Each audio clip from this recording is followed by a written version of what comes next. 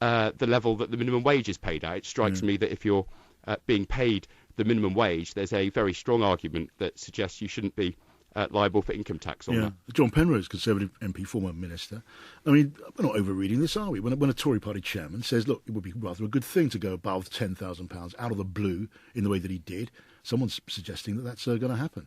I think it's probably a bit strong to say it's going to happen. As he was well careful to point out he's not the Chancellor. But yeah, it's a very interesting idea, and he will have thought about it before he said it. And I think that it starts to open up possibilities. And I think you were saying earlier on, it's a great deal more economically logical and sensible than having a 10p rate. Is just to raise the threshold and get more people out of tax entirely. It just works better economically. I wonder what Seema Malhotra from the Labour Party thinks about this. And if that happens before the next election, it wouldn't quite shoot your fox because you're going to the next election with that promise, but it will, to use another cliche, steal your thunder a bit. I don't think so at all. I think what is clear is that some of the dividing lines have been set, and certainly before the budget that's coming up in a few weeks' time, there is a bigger picture here. There is a bigger picture of those who are winning and those who are losing in Britain as a result of the Tories' changes, and certainly their failed economic plan. I mean, people are asking the question about why we have seen the UK's economy grow by 0.4% behind the US, behind France, behind Germany. This is actually saying that everyone's got to be paying their fair share in Britain, and we've got to reverse some of the inequalities that have grown, particularly over the last 30 years. If it's changed the debate, then I think that's a really important start, and it just shows that Labour's on the front foot. Okay. I've got to ask our MP guests this evening, Seema Malhotra from the Labour Party, John Penrose from the Conservative Party, and Stephen Gilbert, the Liberal Democrat. Have either or any of you ever used the expression, you may well think that, but I couldn't possibly comment? Not yet, but I plan to sometime. Only in jest. In jest. Stephen, you've done it seriously, haven't you? No, I haven't. No. Kieran Stacey from the FT, you've seen the show, or chunks of it? I've seen the first 4 episodes, John. Yeah, I think it's absolutely brilliant. I think if anything, it's better than the UK version. It's more subtle. The characters are more believable. Kevin Spacey is an absolutely brilliant actor. It's definitely well worth seeing. Yeah. All right. Now, just the last few minutes of the show. It's coming up to you, to 8 o'clock. I'm going to put this first to John Penrose. We were talking earlier on. There's a story running today.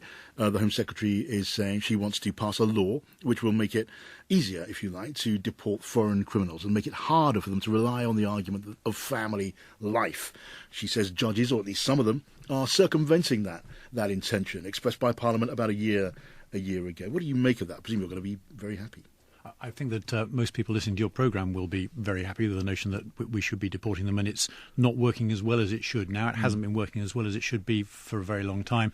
And, Parliament has tried to say what it wants, and it hasn't been strong enough to persuade all the judges. Is this really, John, is it really a big problem? We're surely talking about a very small number of cases and just a few judges. I think if you talk to most colleagues, probably on all sides of Parliament, about the number of letters they get when somebody can't be deported for whatever reason and they are sitting here and sticking 2 fingers up at us, it really makes a difference. People get very, very annoyed about it. Well, let's ask them. Seema Malhotra, have you had many such letters? To be honest, I haven't had many such letters. What I would say I'd be very concerned about is that this isn't a smokescreen for an administration problem. And we know there have been major problems with the UKBA. The Conservative government have not been clear at all about why there are fewer foreign criminals being deported when actually than there were under Labour, when we had the same human rights system and we had the same judicial system.